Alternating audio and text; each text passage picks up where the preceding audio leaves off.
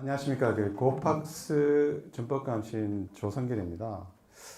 항상 이 교육, 딴 데서 안 하는데, 닥사에서 요청을 하면 하고 있는데, 할 때마다 이렇게 좀 긴장이 되고, 땀도 좀 나고, 어, 잠깐 좀, 진짜 덥네요. 잠시만요.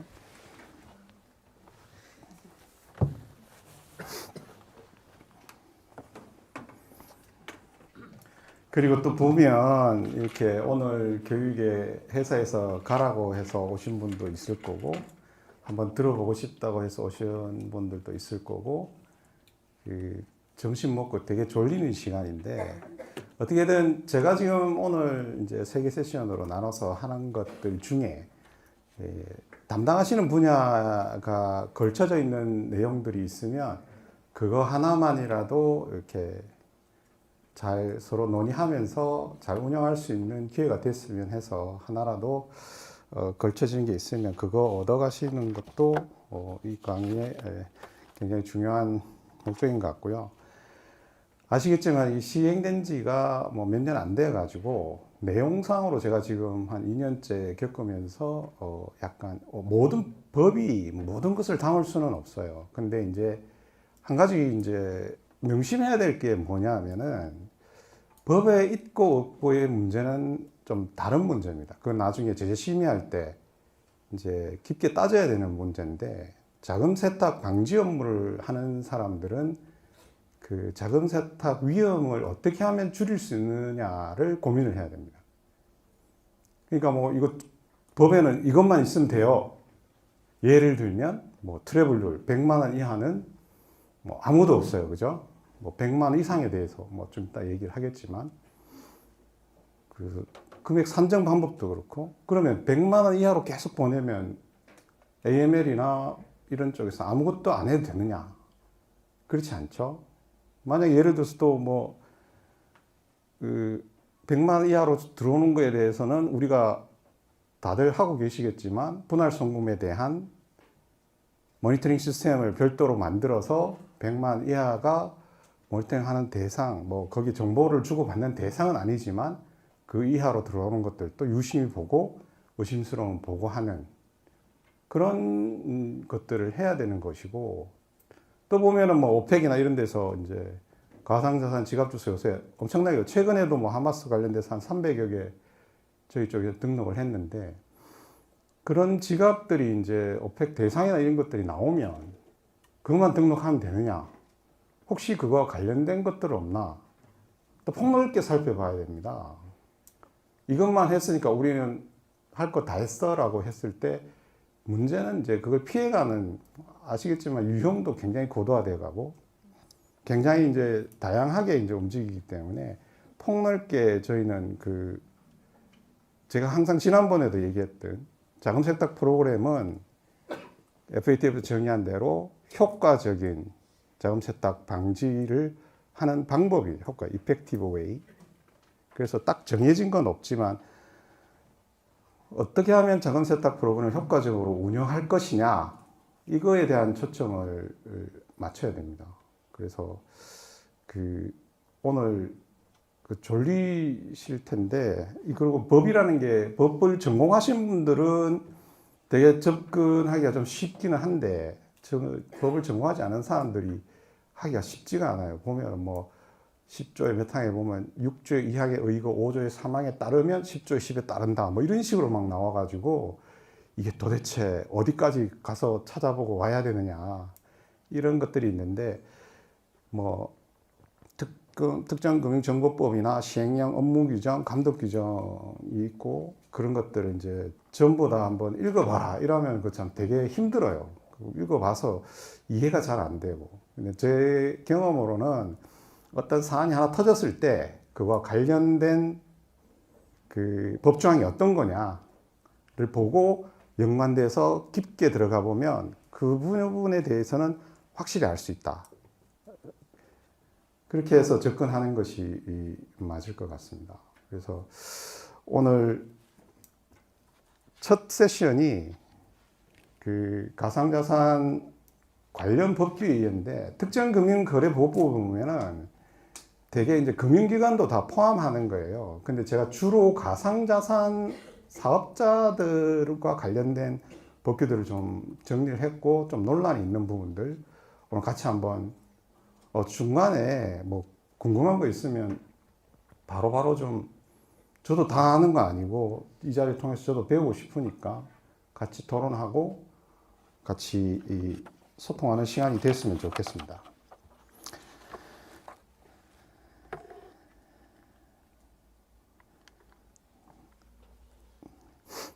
지금 특정금융거래정보보험 이용 등에 관한 법률은 그나마 좀 세세하게 돼 있어요. 근데 이제 가상자산 이용자 보호 등에 관한 법률만 제정이 된 상태예요. 그래서 지금 감독원이나 FIU나 이런 쪽에서 지금 시행령과 관련된 시행령을 만들기 위해서 굉장히 많은 TF들이 움직이고 있습니다. 근데 여기서 주의해야 될 게 뭐냐면 이 가상자산 이용자 보호법에 관한 거는 직접적인 관련이 있어요, 저희하고. 그래서 법률 내용상에도 보면 대통령령으로 정한다, 이 시행령을 정하는 건데 거기 어떻게 정하느냐에 따라서 미치는 영향이 굉장히 큽니다. 단순하게 뭐 예를 들어서 뭐 입출금을 차단한다, 조금 이따 한번 해보겠지만 말씀을 드리겠지만, 그런 경우에 어디까지 입출금을 허용해야 되느냐라는 범위를 정해야 되거든요. 근데 입법 취지가 뭐냐, 그런 부분들에 대한 생각을 가지고 여기 계신 분들 중에서도 가상자산이나 이 TF나 시행령 만드는데 참여하시는 분들은 굉장히 조심해야 될 부분이 있다. 기본은 뭐냐 하면 너무 세세하게 정했을 때, 그리고 솔직히 말씀을 드리면 당국이 가상자산 거래를 이렇게 굉장히 자세하게 잘 알지 못해요. 그래서 계속 모아서 토론하는 거거든요. 뭐 하드포크가 뭐냐, 에어드라이브 뭐냐, 막 이런 것들이 미공개 정보에 해당이 되느냐 안 되느냐, 막 이런 얘기들을 막 하고 있는 상황이에요. 그래서 기본적으로 큰 틀에서는 잡기는 하되 너무 이 참여를 안 해서 하지 못하는 상황들을 규정하는 순간에는 다 위법 사항을 겪을 수밖에 없다. 그런 부분에 대해서 미리 좀 말씀을 드리고 하나씩 보겠습니다. 제가 여기 주로 한 것들은 좀 논란이 있는 것들이에요. 어떤 논란이 있는지를 같이 좀 고민을 해봤으면 좋겠다. 그리고 여기 노트북 가지고 계신 분들 인터넷 되면 법제처 들어가서 특정금융정보법이랑 같이 보면서 해도 됩니다. 거기 들어가면 3단 비교 들어가면 위임 행정 규칙이 있으니까 업무 규정, 감독 규정까지 다 보실 수 있어요. 찾는 법도 좀 아셔야 되는 거는 뭐 맞습니다. 우선 여기 보면 가상자산이 뭐냐는 걸 법에 정해놨어요. 그죠? 이거 정도는 이제 AML 하는 사람들은 이제 법에 정해진 정의는 이거다. 경제적 가치를 지닌 것으로서 전자적 거래 또는 이전될 수 있는 전자적 증표. 자, 그러면 게임 머니, 게임 아이템 여기 해당됩니까 안 됩니까? 될까요 안 될까요? 우리 게임 많이 하잖아요. 고수도 치고 막 한 번에 다 잃고 막 없어지고 막. 해당이 돼요 안 돼요? 법적으로. 제가 강조하는 것들 중에 하나가 컴플라이언스 AML은 이럴 것 같아요 저럴 것 같아요는 없어요. 다른 부서에서 묻잖아요. 이거 CX에서 연락이 왔어. 이 고객 어떻게 해요? 좀 이따 케이스도 하나 나올 텐데 어떻게 해요? 라고 AML이나 컴플라이언스 물어요. 아, 이럴 것 같습니다. 이게 더 나을 것 같습니다. 이런 말씀은 절대 하시면 안 됩니다. 규정이나 근거에 따라서 이렇게 처리해야 되고 그 규정이나 근거가 애매모호한 경우가 굉장히 많아요. 그러면 정책적으로 어떻게 결정할 것이냐. 그러면 마음속에는 AML 위험을 어떻게 낮출 것이냐를 중심에 두고 정책 결정을 해야 됩니다. 그 정책 결정자하고 상의를 하셔가지고 그렇게 접근을 해야 되지 이런 것 같아요. 절대 그렇게 하시면 누가 신뢰를 하겠습니까? 영업부나 사업부에서 막 추진하는데 야 이런 거 있는데 어떻게 생각해 이러는데 그럴 것 같아요. 그럴 것 같아요라고 그걸 추진하는 거는 굉장히 위험을 많이 가지고 있습니다. 그래서 자세하게 봐야 됩니다. 그 근거가 뭐냐? 다 이거예요. 법. 그걸 먼저 말씀을 드리고, 그럼 게임 아이템 뭐예요? 그 법령이 나옵니다. 이 가상자산에 해당되지 않는 예외사항을 법령이 다 규정을 해놨어요. 자산이란 말도 안 써요, 게임 쪽은. 결과물이라고 씁니다. 법령에 보시면은. 결과물이에요. 그렇기 때문에 이 가상자산에 어떤 게 해당되고 안 되고 하는 것, 빠져 있는 것들을 보시면 나머지 여기에 해당되는 것들은 가상자산으로 볼 수 있다. 뭐 우리 지금 당장 뭐 코인 같은 거는 거기에 해당이 되겠죠. 아이템 같은 거 해당이 안 돼요. 결과물은 제외예요. 이 정의에서. 그런 것들을 염두에 두시고, 일 것 같은데요. 뭐 게임 아이템 맞을 것 같아요. 뭐 그거 돈으로도 바꾸고 주고 사잖아요. 뭐 이렇게 접근하시면 그건 일반인. 그냥 AML 하는 컴플라이언스 하는 사람이 아닌 일반인들이 추정하는 것일 뿐이고, 정확하게 법령 몇 점 몇 항에 의해서 이건 제외됩니다. 따라서 이건 가상이 아닙니다. 이렇게 답변을 주셔야 됩니다.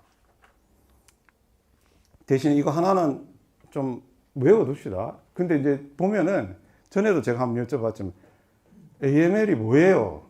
자금 세탁이 뭐예요? 라고 물으면 이게 쭉 얘기할 수 있어야 됩니다. 아시겠죠? 자금 세탁하는 사람이 자금 세탁이 뭔지 그냥 정의가 뭐야? 이렇게 가장 기본적인 걸 물을 때가 있거든요. 그거랑 이런 가장 기본적인 것들은 머릿속에 좀 억지로 하자. 안 외워져요. 저도 지금 뭐 십수년 했는데 잘 안 외워지는데, 어쨌든 간에 머릿속에 어렴풋하게라도 이런 개념은 가지고 있어야 된다. 자, 한번 볼까요? 가상자산 사업자에 대한 정의가 있잖아요. 지난번에 이제 닥사에서도 한번 했지만 알고 있어야 된다. 어떤 행위인지를 알아야 되는 거죠. 가상자산 매도 매수하는 행위를 뭘로 하는 자입니다. 영업으로 하는 자입니다. 가상자산을 다른 가상자산 교환하는 행위를 영업으로 하는 자예요. 그럼 가상자산 이전 행위, 이건 좀 중언부언인데 시행령 1조에 보면 또 이렇게 정의를 해놨어요. 매매, 교환 또는 관리 등을 위해 가상 이전한 모든 행위라고 정의를 해놨고, 이건 뭡니까? 지갑 사업자 오신 분 있을 것 같은데, 가상 보관, 관리하는 행위를 뭘로 합니까? 영업으로 하는 자예요. 그 다음에 1, 2를 중개, 알선, 대행하는 행위. 어디에요? 우리 다 하잖아요. 그죠? 우리 풀병 깔아놓고 가상자산 매매하는 거 중개, 알선 하잖아요. 그죠? 이거 사고 팔고 불법 제기하는 거. 그 다음에 이런 이제 이용될 가능성이 높은 것인데 대통령으로 정하는 거. 이거 하위 법령이 없어요. 뭔지 몰라요. 그래서 이거는 아직은 생각할 필요가 없다. 근데 언젠가 이제 그런 게 나오면 이 법의 유연성, 융통성을 두기 위해서 넣어놓은 것으로 보여지고요. 그리고 여기 보면 가상자산 사업자 수행하는 1부터 6까지 어느 하단에 해당되는 것을 가상자산 거래라고 정의를 해놨습니다. 그럼 이런 건 뭐예요? 가상자산을 매도 매수하는 행위. 이 가상자산 사업 매도 행위를 영업으로 하는 자 중에 어떤 사람이 이런 게 있을까요? P2P, 피어-투-피어 트레이딩 같은 경우에 기업이 기업한테 다이렉트로 사업하는 경우가 있을까요? 없을까요? 있죠. 주고 파는 경우가 있어요. 그 플랫폼을 제공하는 외국계 가상자산 거래소도 있습니다. 이런 거래들이 그런 것들에 해당이 된다. 근데 여기에 뭐가 없습니까? 가상자산 사업자 정의에 발행인하고 채굴자가 없어요. 그죠? 이 외국은 이제 이슈어랑 그 ICO하는 그 발행인이랑 마이너, 채굴자에 대한 정의들이 다 있습니다. 외국은. 거기에 대해서도 가상자산 업자로 봐요. 근데 우리가 지금 그 가상자산 이용자 보호법의 TF를 가다 보면 계속 나오는 얘기가 발행재단 얘기예요. 발행재단이 무슨 미정보 공개를 가지고 거래를 하느냐 이런 얘기 계속 나와요. 법에는 없는데 하여튼 발행자에 대한 이슈에 대한 얘기는 별로 안 나와요. 그 코인 발행하는 사람. 근데 마이너에 대한 얘기는 더 안 나오고. 근데 발행재단에 대한 얘기는. 근데 그것도 굉장히 복잡하잖아요.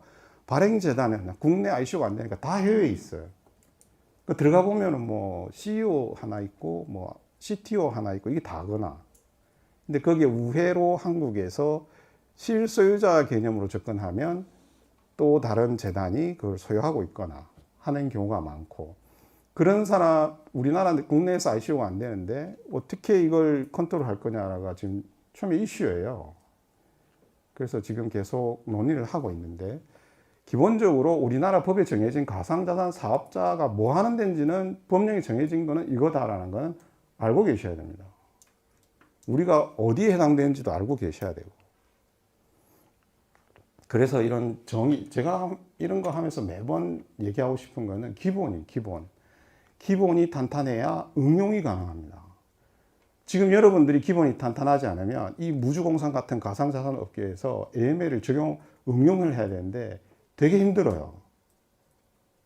그래서 이 기본을 바탕에 깔고 금융기관에 없는 것들이 되게 많아요. 저는 금융기관에서 25년을 일했습니다만 거기에서 AML 10년 넘게 했지만 그럼에도 불구하고 가상자산 쪽에 답답한 게 너무 많은 거예요. 이걸 응용해서 그 정통 금융기관의 가상자산 프로그램을 응용을 해서 가상자산 쪽에 적용을 해야 되는데, 그러려면 탄탄한 기본이 필요하다. 그래서 접근할 때 이렇게 뜬구름 잡는 식으로 접근하지 말고 하나하나 바닥부터 훑어가면서 조금 연구를 해보시는 게 좋다라는 말씀을 드리고요. 자, 이거 한번 볼까요? 고액현금거래 어떻게 가상자산 사업자는 해당이 됩니까? 안 됩니까? 현금거래 있어요? 없어요? 없잖아요. 그죠? 근데 감독기관마다 달라요. 컨설팅 나왔을 때는 야, 왜 고액 현금거래에 대한 규정이 없어? 이렇게 얘기를 해요. 또 다른 감독기관이 나오면 야, 너희는 현금거래도 없는데 왜 이걸 만들어 놨어? 없애! 이렇게 얘기를 해요. 그래서 제가 그랬어요. 어느 장단에 맞춰서 춤을 춰드릴까요? 제가 그렇게 얘기해서 실제로 그렇게 이제 감독 당국이 얘기는 안 했는데 제가 답변 쓰면서 그걸 막 썼어요. 막 어느 장단에 막 사람들이 그거 읽다가 막 웃고 그러는데, 그러면 우리는 자세히 봐야 돼요. 법에 뭐라고 돼 있냐? 법에 이렇게 돼 있어요. 시행령 8조의 4 여기에 보면 고액 현금거래 보고 예외에서 제외되는 금융회사 이 두 개예요. 그러면 예외가 뭔지 알아야 될 거 아니에요. 예외가 뭐예요? 이거잖아요.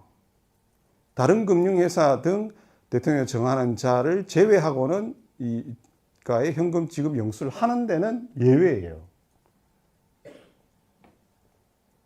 이렇게 얘기하면 그리고 밑에 것들을 보면 이 예외라는 게 이제 국가 지방자치한테 자기들 현금 쓸 거 아니에요, 그죠?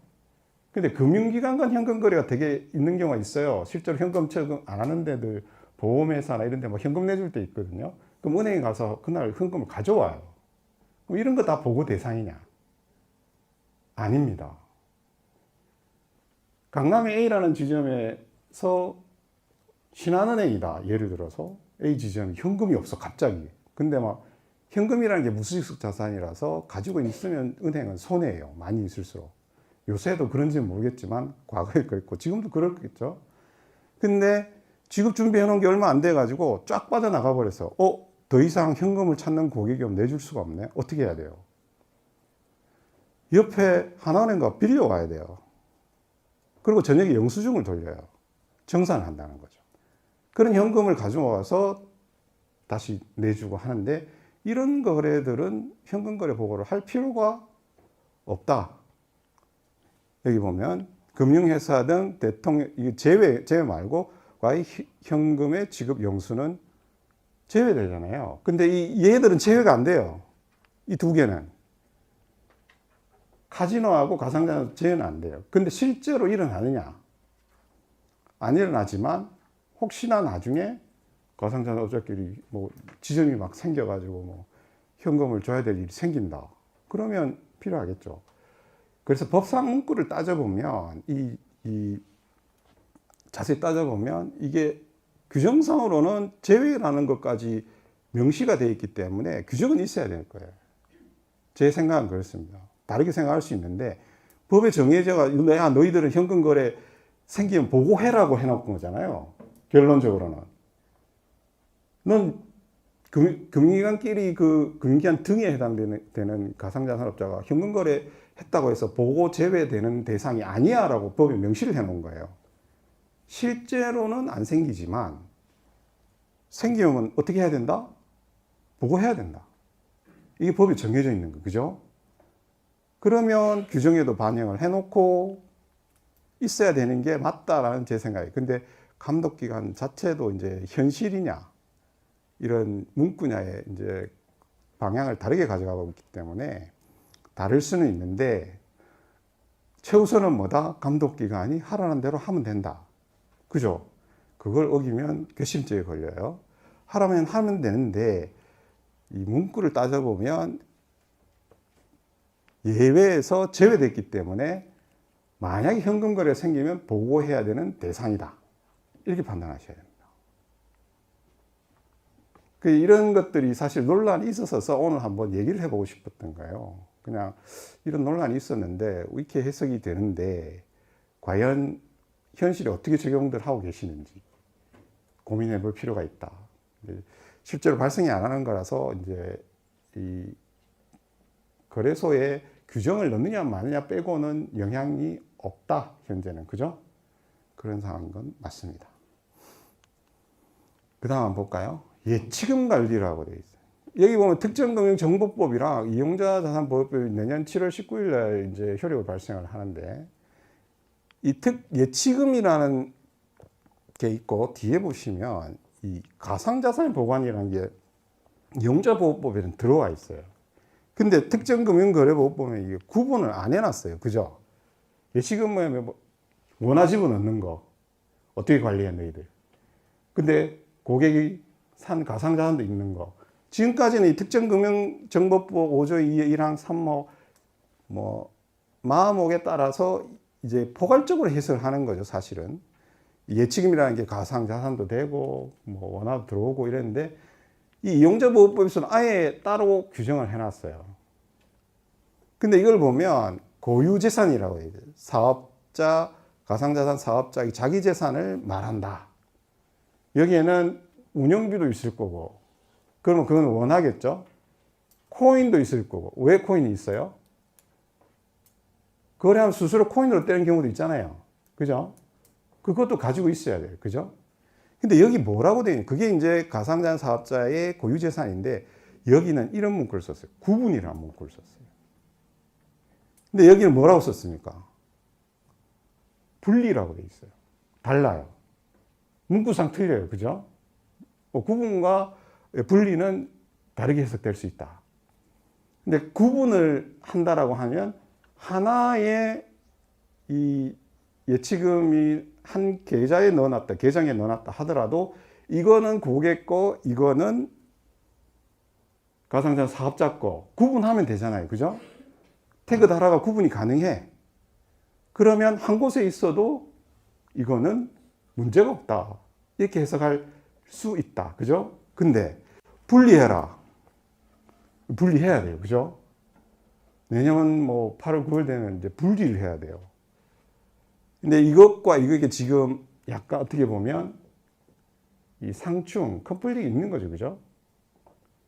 그래서 이걸 어떻게 해석할 것이냐에 대한 문제가 제기될 수 있다. 분명히. 그러면 시행령이나 업무규정이나 이런 데서 좀 더 자세하게 이걸 정의할 필요가 있지 않나. 근데 현실적으로 가상자산 사업자가 현실적으로 어떤 게 가능하냐 하지 않느냐.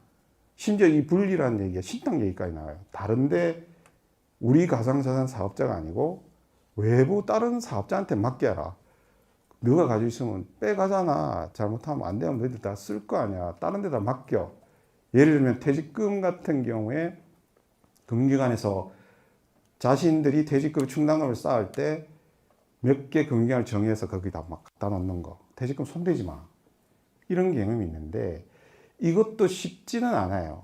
왜냐하면 과연 이 가상자산 거래소만큼 보안이나 이 시스템이 그걸 맡아주는 데가 그거는 그럼 안정성을 가지고 있느냐? 이 굉장히 큰 이슈거든요. 맨날 해킹 당하는데 큰 거래소도 한 번씩 뭐 그런 경우도 있지만 지금 굉장히 세분화해서 하드렛을 세분화하든지 보안을 철저히 하든지 해서 엄청난 보안을 강화해 놓은 경험이 축적돼서 보관을 하고 있는데 이거 외부에 갖다 맡겨라? 그게 만약에 문제가 생기면 누가 책임지나요? 위탁이라고 하는 건 위탁을 준 사람한테 책임이 있는 거예요. 그게 수탁자가 책임을 지는 게 아니고 위탁자의 책임하에 수탁자 이제 주는 사람의 위탁자 관리하는 사람이 책임을 지게 돼 있다는 거예요. 그건 법적으로 그래요. 재휴면 다른 얘기인데 위탁은 준 놈이 책임을 져요. 사고 나면. 그래서 철저히 관리를 해야 되는데 그게 과연 효율적이냐? 이거는 또 한 번 생각해 봐야 됩니다. 아니면 그에 따른 다른 보험이나 안전장치를 가져가든지. 근데 제가 이렇게 드린 게 괜찮죠? 뭐 이렇게 너무 뭐 없는 얘기 하는 것처럼 생각하지 마시고 생길 수 있는 일들이라서 여기 계신 분들은 앞으로 이 분야의 전문가들이 될 분들이라서 반드시 고민해야 될 부분들이다라는 것만 제가 오늘 말씀드리려고 하니까 그런 부분은 좀 나중에 회사에서도 충분히 고민을 하셔야 되는 부분이다. 그래서 여기서는 이제 똥하니 그냥 나왔다가 이거는 아예 이제 그 분리를 하도록 돼 있는데 여기에 보면 가상자산의 보관 여기도 분리 보관해야 한다고 돼 있어요. 실질적으로 보유해야 된다. 이 의미는 뭡니까? 가상자산, 이용자로부터 위탁받은 가상자산과 동일한 종류와 수량의 가상 실질적으로 보여야 한다. 이게 무슨 말이에요? 이게 안 된다는 거죠. 저희 터졌잖아요. 그 파일 들어보셨죠? 이거 넘겨줬어요. 근데 이 계약관계에 의해서 넘겨준 거예요. 거기다 수익을 받고. 근데 터지고 나니까 이런 게 나오는 거예요. 가지고 있어 너희들. 왜 남 줘가지고 가져오지도 못하고 막혀가지고 소유자 피해를 주냐. 이런 개념이거든요. 그래서 이 분리보관하라라는 거는 좀 생각해 봐야 될 문제고 동일한 것을 가져야 된다라고 하면 예를 들어서 되는 게 있고 안 되는 게 있는 거예요. 나중에 이제 저희 신상품 관련돼서 스테이킹 관련된 분석 작업을 했을 때 나온 거지만 간단하게 말하면 스테이킹 중에서 자기가 가지고 있으면서 델리게이션 안 하고 위탁 안 주고 외부에서 이 지분증명 방식을 실행해서 밸리데이터들이 리워드를 주는 경우에는 우리가 다 가지고 있잖아요. 투표권을 델리게이션 하는 거잖아요. 뭐 하드포크를 하든 뭘 하든 투표권 델리게이션 하는 거는 코인은 우리가 가지고 있어. 대신에 계약관계에 따라서 외부에서 이걸 밸리데이션 해가지고 리워드를 준다. 투표권을 델리게이션 했으니까. 이게 상품이 되는 거예요. 이거에 따라도 할 수 있죠. 가지고 있으니까. 근데 전체를 델리게이션 안 하고 이전해 주고 야 거기에 따른 너희들이 거기서 너희 시스템으로 밸리데이션 해서 우리한테 리워드만 줘. 그거는 불가능하다는 얘기예요. 그래서 어떤 게 가능하고 불가능하냐라는 거에 대해서 실질적으로 고민을 하셔야 된다. 그래서 우리가 신상품 내놓는다라고 했을 때 과연 이게 가능한지 안 한지 기본 베이스를 가지고 접근을 해야 된다. 그리고 사업부에서 나중에 말씀드리겠지만 막 신상품 만든다고 왔으면 우리 뭘 해야 돼요? 준법 쪽이나 AML 쪽에서 필요한 이런 것들을 적용해서 하는지 안 하는지를 점검해 줘야 됩니다. 나중에 신상품 승인 프로세스에 가서 한번 예를 가지고 한번 살펴볼게요. 그 다음에 이거 가상자산 있으신 정보 제공 있잖아요. 여기에 보면은 이 10조의 10에 가서 보시면 이 문구가 그대로 있어요. 특정금융정보법 제6조 3항에 따라 제5조의 3을 적용하는 경우 다 들어가 봐야 돼요. 그죠? 6조의 3항이 뭔지 그 다음에 5조의 3이 뭔지 정보를 제공해야 된다. 어떤 정보를 제공해야 되는지 거기 들어가 보면 이런 것들이 있어요. 정보 제공은 FIU 원장이 정하는 고시 환산 기준에 따라 다른 가상자산 100만 원 이상의 상당하는 가상자산을 이전하는 경우에 정보 제공해야 된다. 이런 거 따라 들어가 보면 괜찮습니다. 재밌어요. 여기 갔다가 저기 갔다가 막 하는 거 있잖아요. 나쁘지 않아요. 한번 해보세요. 재밌고, 근데 하다 보면 100만 원 이상? 100만 이상 환산기는 어디 나와 있지? 이거 어디 있어요? 가격 산정 방식. 이 감독규정에 가면 나와 있어요. 거기 감독규정 맞나? 시행령에 나와 있고 10조 이렇게 돼 있는데 한번 볼까요?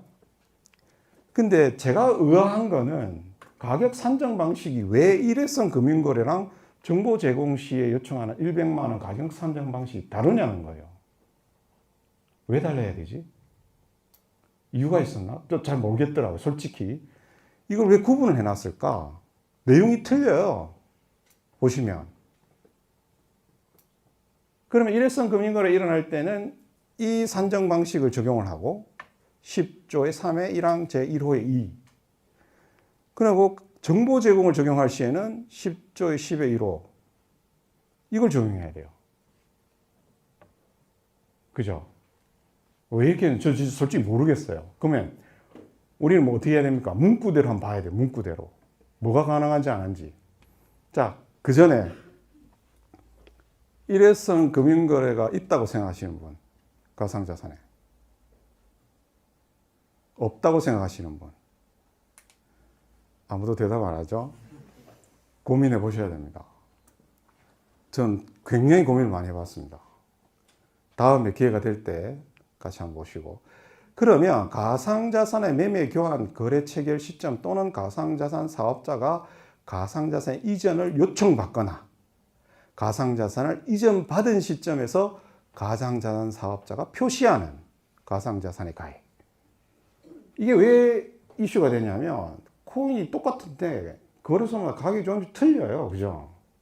그럼 100만 원 산정하는 게 다를 수 있어요. 그러면 기준을 어디다 가져가야 되냐? 우리가 일회성 금융 때 체결 시점 가상 이전을 요청받거나 이전을 요청받는 건 누구예요?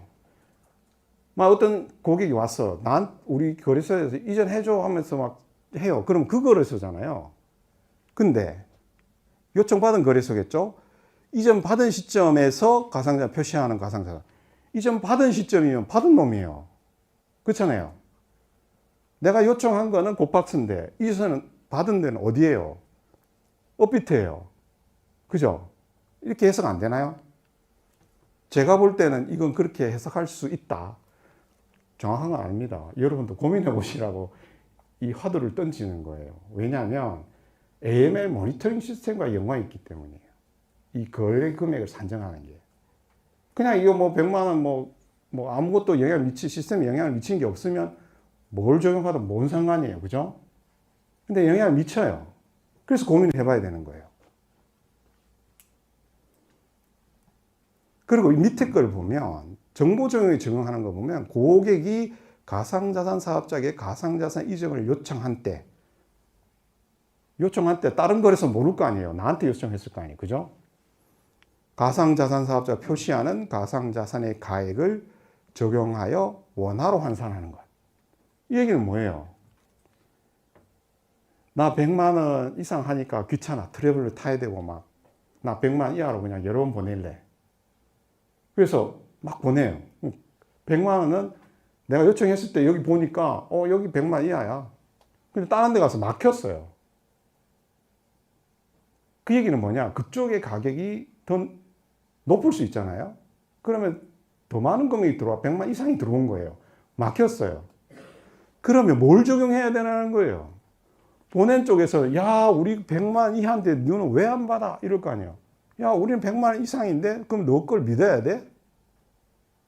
그러면 우리가 100만 이하의 AML 모니터링 시스템 운영하고 있는 어느 기준을 해야 돼요?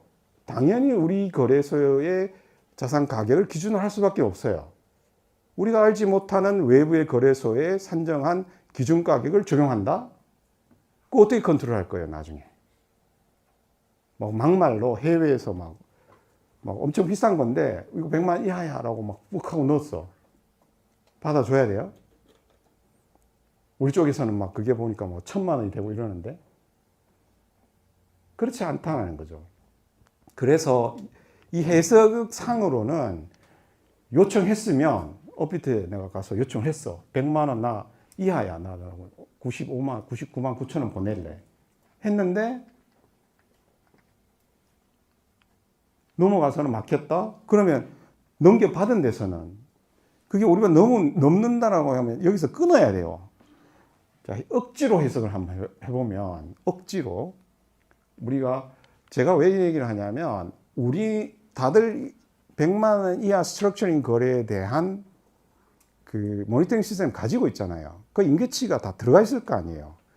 그건 어디서 계산돼 들어와요? 우리 코인의 가격에서 계산이 돼서 들어올 거 아니에요. 그죠? 이걸 운영하려면 이걸 적용하면 돼요, 안 돼요? 이거 단차가 생겨요. 그래서 진짜 억지로 해석을 해보면 이거 억지로 어떻게 해석하면 이 받는 쪽에 기준금액을 적용할 수 있을까? 보면 고객이 가상자산 사업자에게 가상 이전을 요청한 때 이거는 상대편. 가상자산 사업자 표시하는 가상자가 우리가 표시하는. 좀 억지가 좀 심한가요? 어떡하겠어요, 근데? 이런 걸 다 알고 법을 만들지는 않았을 거란 말이에요. 그걸 어떻게 모니터링 하느냐 이런 거에 따라서. 이런 상황인데 이거는 이해를 시켜야 되는 부분이에요. 남의 가격을 내 임계치에 적용할 방법이 없어요. 그죠? 운영을 못해요. 그렇게 되면. 그래서 이 가상자산 가격 산정 방식 이거에 대해서 좀 더 여기 계신 분들은 고민을 해봐야 된다. 우리는 어떻게 적용하고 있나 돌아가셔서 꼭 보셔야 됩니다. 그래서 이게 뭐 때문에 막히고 안 막히는지에 대한 원인을 알아야 돼요. 근데 이게 지금 정보 제공 때문에 이 들어가 보면 100만 원 산정까지 들어왔죠. 그죠? 정보 제공으로 다시 돌아가가지고. 정보를 제공해. 뭐 제공합니까? 가상자산 사업자들. 성명, 단체의 경우에는 법인, 단체명, 대표자 성명, 뭐 가상자산 주소, 가상자산 전송 기록 및 보관 내역의 관리를 위해 전자적으로 생성시킨 고유 식별번호. 간단하게 그냥 성명하고 지갑 주소잖아요.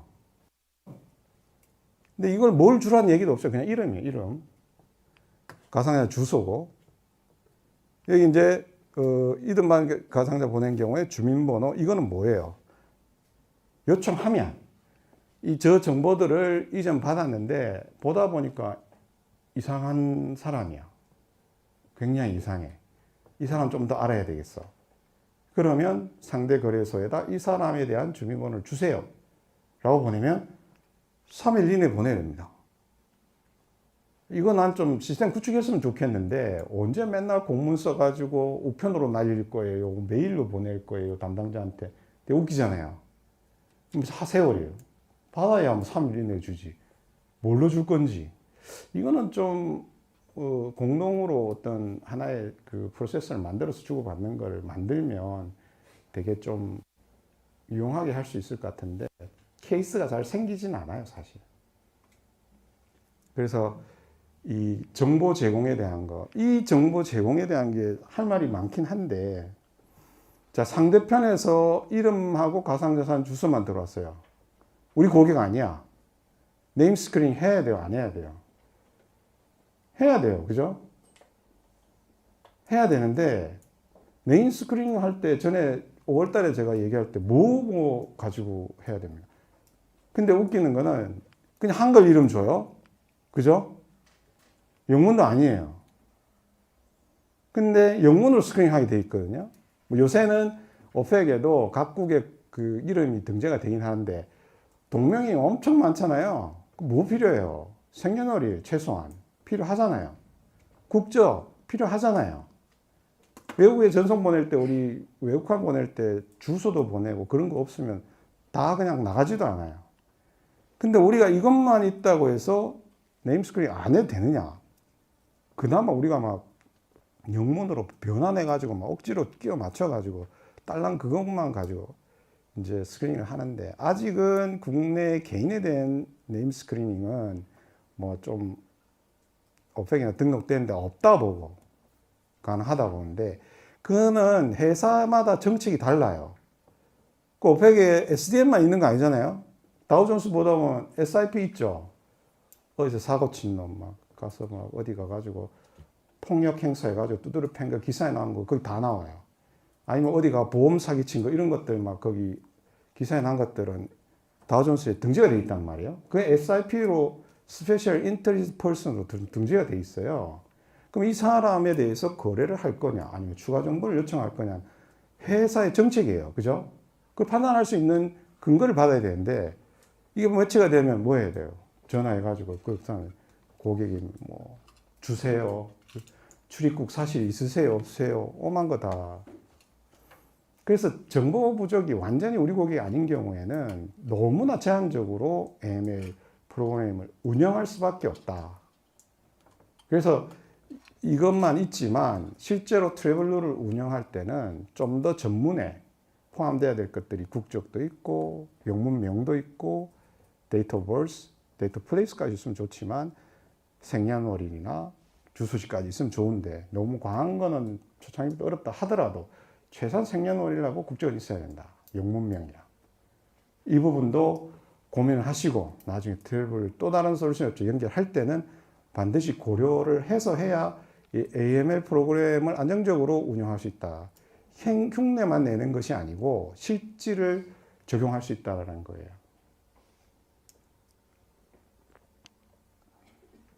그 다음에 보면 이 특관인 이거 진짜 골치 아프지 않아요?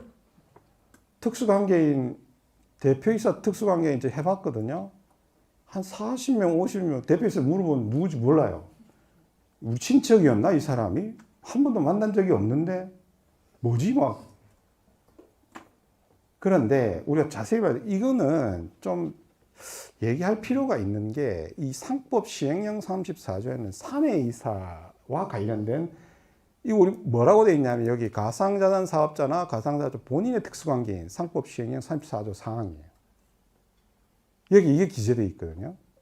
이 사람들 왜 안 된다? 사회이사 야 너희들끼리 북치고 장구치고 하지 마. 사회이사 선임해가지고 견제하게 해.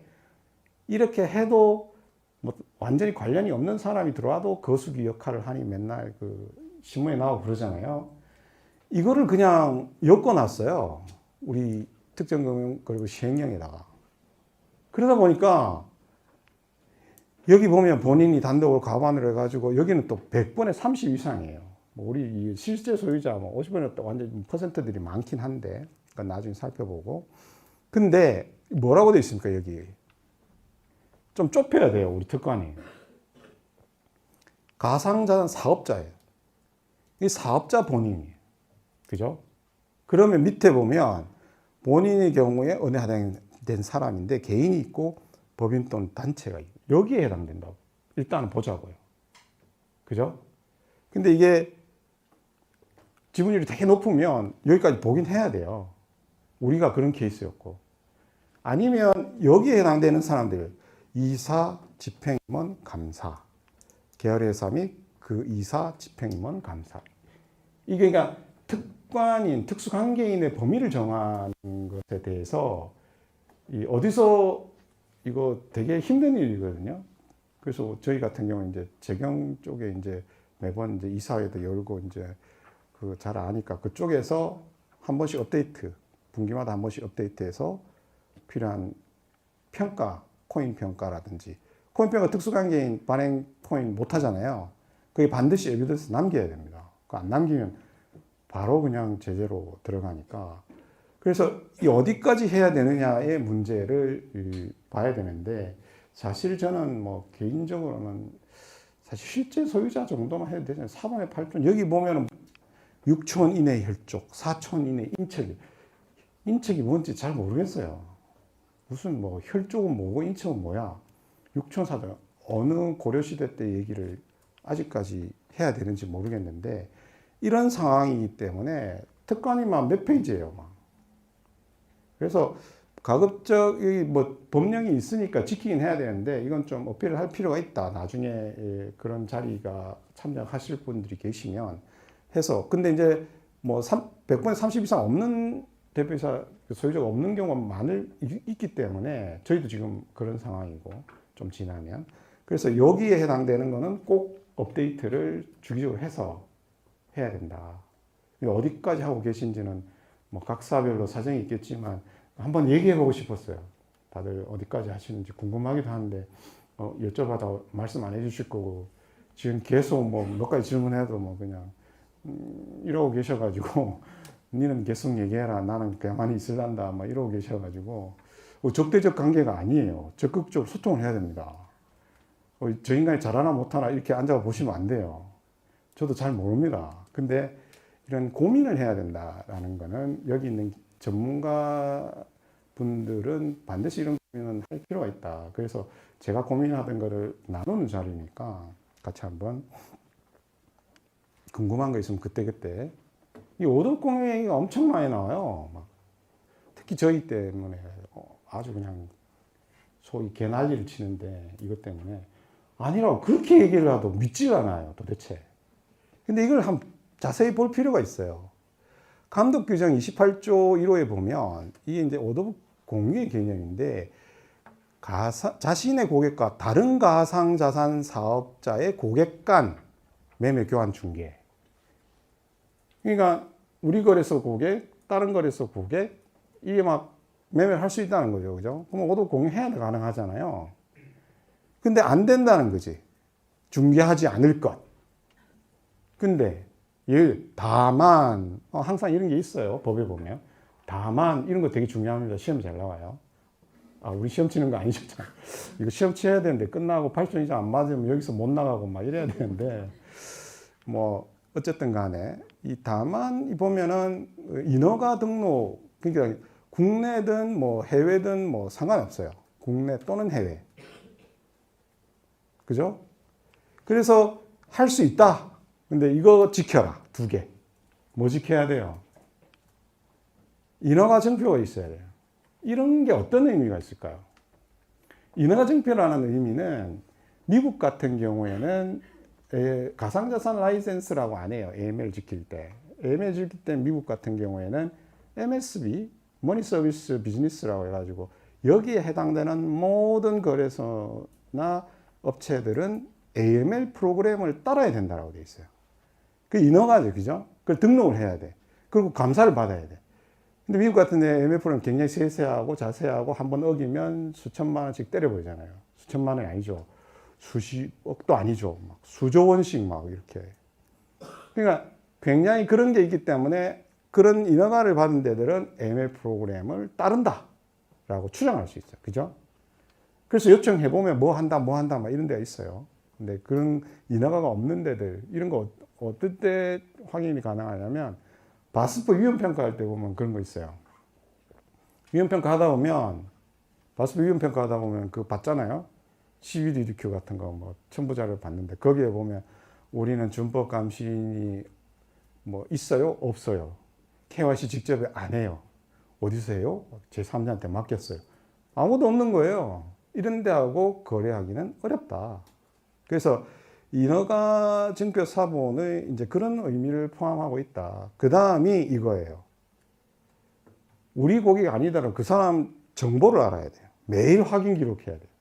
그리고 이거 어떻게 할 건지 절차와 방법을 사전에 제출해야 돼요. 이게 만족이 되면 가능하다. 지금 하고 있는 데 있죠? 여기 안 오신 거래소. 실제로 외국 거래소랑 오덕 공유를 하고 있습니다. 이걸 다 지키고 있다고 봐야죠. 그러면. 그죠? 활로가 될 수 있습니다. 열심히 한번 찾아보세요. 요새 거래소 어렵잖아요. 먹고 살기 힘들어요. 그죠? 그럼 한번 도전해볼만 합니다. 욕은 뒤지게 먹겠지만, 그래도 한번 이래주구나, 저래주구나, 한번 들이대보자. 이런 용기 있는 거래소가 있으시면 한번 해보셔도 됩니다. 보유기간에 대해서 한번 볼까요? 뭘 보유해야 되는지 알아야 될 거 아니에요. 특검법에서 요구하는 거는 이거 딱 정해져 있어요. 금융회사들은 4조, 의심거래 보고 한 거, 자료. 4조 2, 고액 현금거래 보고 한 거. 5조 2, 고객 확인 의무한 거. 5조의 3, 전신 송금 시 정보 제공에 따른 의무형 관련된 자료 정보를 금융거래 등의 관계가 종료한 때로부터 5년간 보존해야 돼요. 그럼 우리는 뭘 알아야 돼요? 뭘 보존해야 되는지 알아야 돼요. 그리고 언제 이걸 보존해야 되는지, 언제까지 해야 되는지 알아야 됩니다. 우리나라 법은 외국하고 좀 서양하고 달라가지고 하나씩 다 규정을 해요. 외국은 야 잘해. 근데 이번 뭐 다들 보면 아시겠지만 외국에서 S모 은행이 막 그 몇백억씩 받고 이러는 것들 내용을 보면은 그냥 자금 세탁 프로그램이 그냥 불충분하다예요. 불충분. 사고 터졌겠지 뭐가, 그죠? 하다 보니까 몇 년 동안 야 하지 말아야 될 거 했네. 그럼 왜 그동안에 제대로 안 했어? 너희들이 제가 전에 볼프스베르그 얘기했죠. 거기에 국제결제은행들이 열 몇 개인가? 15개인가 16개인가 들어가 있잖아요. 하라고 한 게 아니에요. 걔들이 자체 우리 이렇게 KYC 할게, CBD 이렇게 만들게, 우리가 이렇게 강화된 고객 주문 할게 라고 스스로 만든 거예요. 민간 단체들이. 그러면 감독기관들이 그런 거 만들었네. 잘 운영해봐 이거예요. 미국 같은 데는. 그럼 잘 운영하다 사고 탁 터졌어. 야 제대로 안 만들었네. 벌금 맞아야지. 이런 건데 우리는 세세하게 규정을 해요. 여기 보면 이런 자료들을 보관해야 되는데 이 금융거래 관계 종료한 때가 언제냐? 언제냐는 거예요. 전에 어떤 분은 이거 거래소 탈퇴했는데 종료된 거죠. 그때부터 아닙니까? 아닙니다. 탈퇴랑 전혀 상관이 없어요. 여기 보시면은 금융회사 등은 채권 채무 관계가 종료한 날이에요. 근데 채권 채무 관계 종료한 날이랑 여기 밑에 보면 채권 채무가 정산한 날이랑 뭐가 다른지 사실 좀 모르겠더라고요. 정산한 날, 종료한 날. 뭐 같은 개념이라고 보여지는데 저희는 카지노랑 똑같습니다. 문구가. 카지노랑 똑같아요. 그러니까 카지노 수준으로 보는 거예요. 가상자산 거래소는 투기도박판에 카지노랑 똑같은 문구를 사실 카지노도 레저인데 그죠? 가끔씩 가서 외국에 가보면 이제 은퇴자들 하루에 5만, 10만 원씩 들고 하루 종일 놀다 가는 건전한 방법도 있는데 우리가 정선 이런 데 가보면 막 폐인돼 가지고 막 끌고 갔던 자동차 올 데 없고 막 이런 경우 때문에 안 좋은 인식이 박혀 있는데 어쨌든 간에 어떻게 보냐에 따른 건데 채무 관계를 정산한 날이에요. 근데 여기에 보면 파생상품은 좀 다르잖아요. 그죠? 파생상품은 이제 해지했어요. 그날 바로 안 들어와요. 그죠? 며칠 있다 들어와. 그런 것까지 다 규정을 해 놓은 거예요. 그 계좌가 폐쇄된 날로 본다. 거래 종료일이 사유가 발생하고 도래한 날. 그러니까 나 해지하고 왔는데 돈은 좀 있다 들어오니까 그게 끝나야 끝나는 거잖아요. 그래서 그런 것까지 기재를 해놨다. 채권 채무 관계를 정산한 날. 이 금융거래의 관계가 종료한 때는. 주고 받을 게 더 이상 없다. 그죠? 그렇게 기산을 해서 이 5년간 보관을 해야 된다. 뭘 보관하는지 보셔야 되고, 언제부터 보관해야 되는지, 얼마나 보관해야 되는지, 머릿속에 있으셔야 되겠죠? 남들이 물어볼 수도 있어요. 뭐 보관하라고 전산부에서 물어요. 야, 자료 보관하라며. 뭐 보관할까? 이거 다 보관해야 됩니다. 그 대면 거래하는 것들도 있잖아요. 법인들 와서 막 수료내고 이런 것들 이거 보관해야 되잖아요. 5년 동안. 그런 것들을 알고 일을 하자. 근데 이거 보세요. 가상자산 보호법은 15년이에요. 이거 거의 뭐 영구 보존이에요. 가상자산 이용자 보호를 위해서는 가상자산 사업자는 뒤져도 괜찮아. 막 이런 어떤 이 의도를 가지고 15년 이 정도는 해야지 뭐 이런 거잖아요. 사실 좀 말이 안 되긴 한데 일단 법이 정해졌어요. 그죠? 지켜야 됩니다. 근데 중요한 거는 이거예요. 여기 계신 분들이 잘 봐야 될 게 가상자산 사업자는 매매된 가상 내용을 추적, 검사하거나 그 내용에 오류가 발생할 경우 이를 확인할 수 있어야 돼요. 그러면 이게 이제 시행령으로 또 여기 보면은 종류, 방법, 파기 절차, 대통령령으로 정한다. 이 나오는 거예요. 시행령. 그럼 여기에 막 뭐 보관해라라고 막 나올 거 아니에요. 근데 지금 뭐까지 전산에 보관되는지 여기 계신 분들은 돌아가서 확인을 해봐야 됩니다. 지금 나온 얘기는 뭐냐? 야, 주문 걸었어. 체결됐어. 정보 다 가르치고 있잖아요. 주문 걸었어. 취소했어. 정보 있어? 가서 확인해 보셔야 돼요. 없는 거래소들이 분명히 있습니다. 있다 하더라도 데이터마트에 옮겨서 활용할 수 있는 정보가 아닌 경우가 많아요. 근데 이게 내년 7월에 가잖아요. 미리 준비를 해야 됩니다. 저희는 지시를 했습니다, 이미. 정보 데이터마트에서 활용할 수 있게끔 가지고 있는 정보를 정리해라, 개발하든지. 그리고 취소 거래에 대해서 왜 얘기가 나오냐면은 불공정 거래 관련돼서 이걸 굉장히 얘기를 많이 하고 있어요. 이게 시세 조작할 때 주문 확 넣었다가 확 뺐다가 체결 안 된 것들, 그럼 어느 놈이 그랬는지 알아야 될 거 아니에요. 그러다 보니까 여기 보면은 추적, 검색 할 수 있는, 확인할 수 있는 자료를 15년 동안 보관해야 됩니다. 이거 나중에 그 대통령을 정하는 게 언제 정해질지 몰라요. 근데 그때 가서 우리한테 있으면 다행인데, 이거 없으면 그때부터 개발하면, 이 개발이라는 게 우리가 개발 어떻게 하는지 모르지만, 뭐, 어떨 때는 5분 만에 해주다가도, 뭐, 어떤 때 1년이 걸려도 안 돼요. 막. 이유를 알 수가 없잖아요, 저희는. 그러니까 미리 쪼아야 됩니다, 미리. 어디까지 보관하냐? 얘기 나오는 게 뭐냐? 그럼 우린 가지고 있냐? 그럼 내년에 이상거래 탐지를 해야 되는데, 거기에 활용할 수 있냐까지. 여기 계신 분들은 돌아가셔서 확인을 해봐야 된다. 그리고 도저히 안 되는 게 있다. 그럼 그런 회의에 참석하는 사람들 얘기를 해야 됩니다. 대통령령에 그게 들어가면 안 된다. 의미가 없거나 활용할 수 없는 데이터인데 들어가면 안 된다. 근데 이분들은 그런 걸 잘 모르기 때문에 일단 무슨 데이터가 있어 쫙 가져와봐 이렇게 딱 주면 다 집어넣어보는 경우가 있을 수 있다. 물론 그분들이 그렇게 할 거란 얘기 아니에요. 이것도 어디서 보시고 또 나한테 또 전화해가지고 쓸데없는 소리 하지 마라 막 바이오나 막 감독이 전화 올까 봐 좀 무서운데, 어떻든 간에 이게 이제 활용 가능하냐 안 하냐는 당사자들이 거래를 직접적으로 이끌어가는 거래소 제일 잘 알아요. 그래서 그걸 설득을 해야 됩니다. 근데 데이터량이 어마어마할 거 아니에요. 맨날 뭐 넣었다 뺐다 하는 사람들은 뭐 여러 수천 명 있고, 거래소가 크면 클수록 더 많을 거예요. 근데 우리가 막, 야, 그 많은 데이터 어떻게 저장을 하지? 막 이런 걱정을 막 하실 필요 없어요, 여러분은.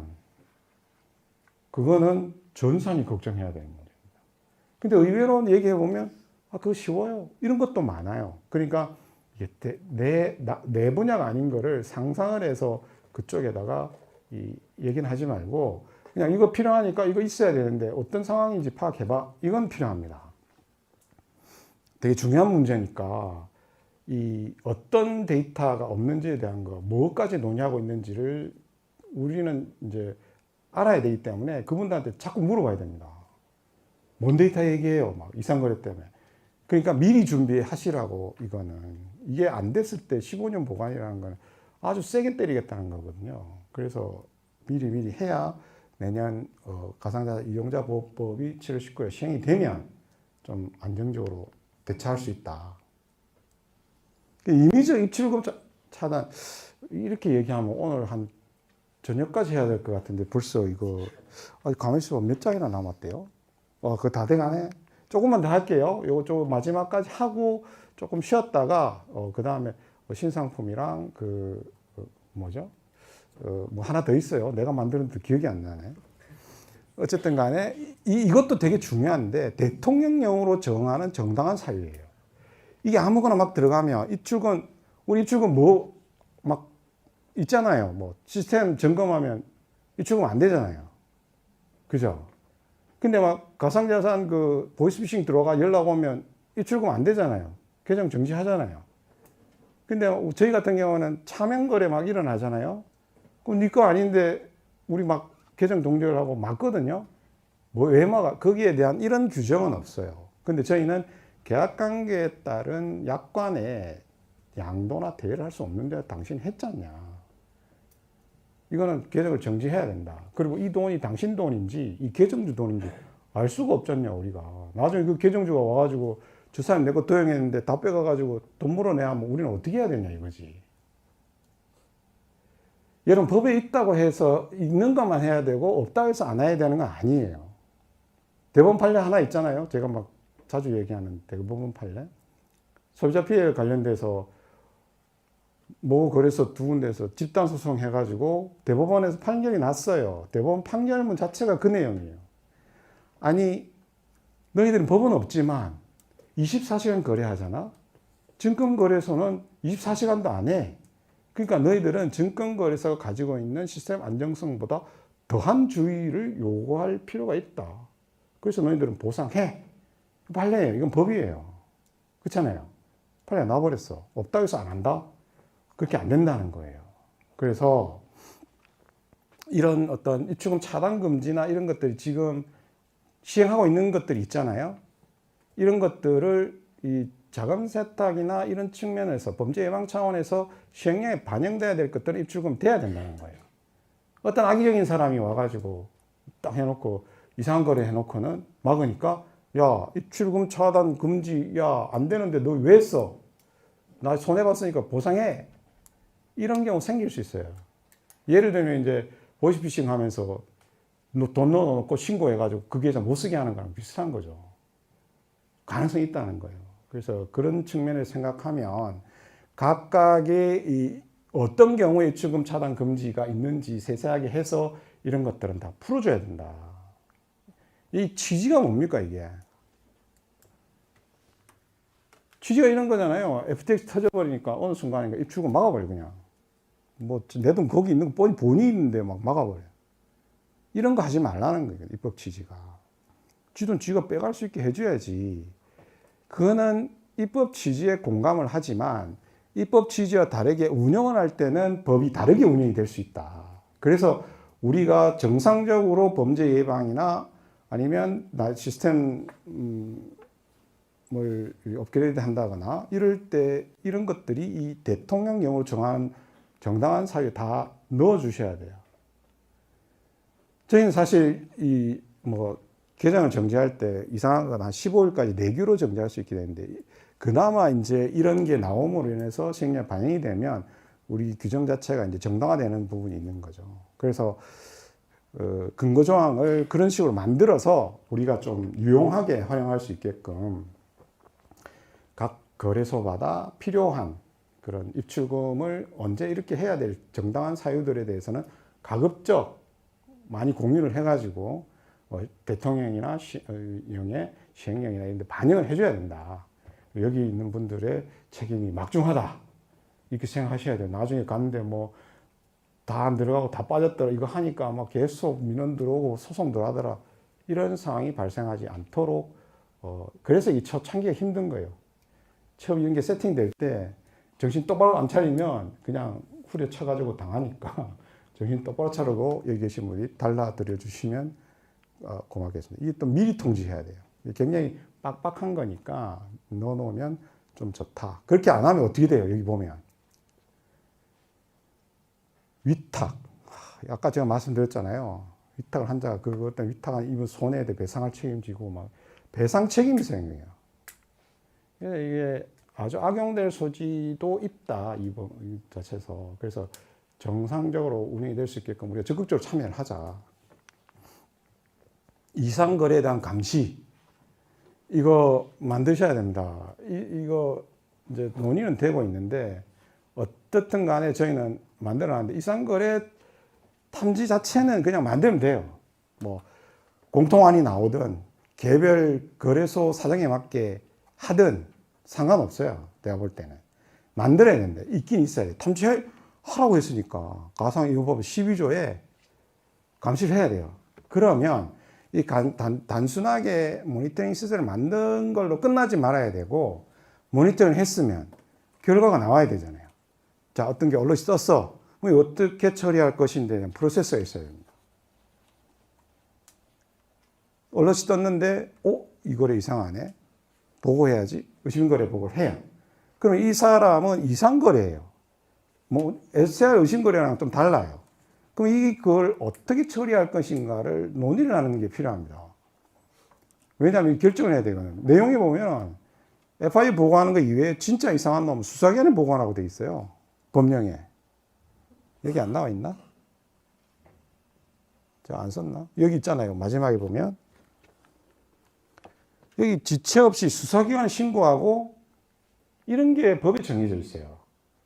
그래서 그 판단 절차를 어떻게 가져갈 거냐. 지금 현재 저희는 이제 뭐 고도화하진 않았지만 이제 작년 12월 달부터 해서 이상거래 탐지 모니터링 시스템을 만들었어요. 그래서 운영을 하고 있는데 거기서 얼럿이 나오면 이상하면 SR 보고하는데 매 분기 정기 검토회의를 합니다. 고객 검토회의를 해서 소명을 요청하고 소명이 신통차나 아니면 소명을 왔네 아니라네 좀 볼까?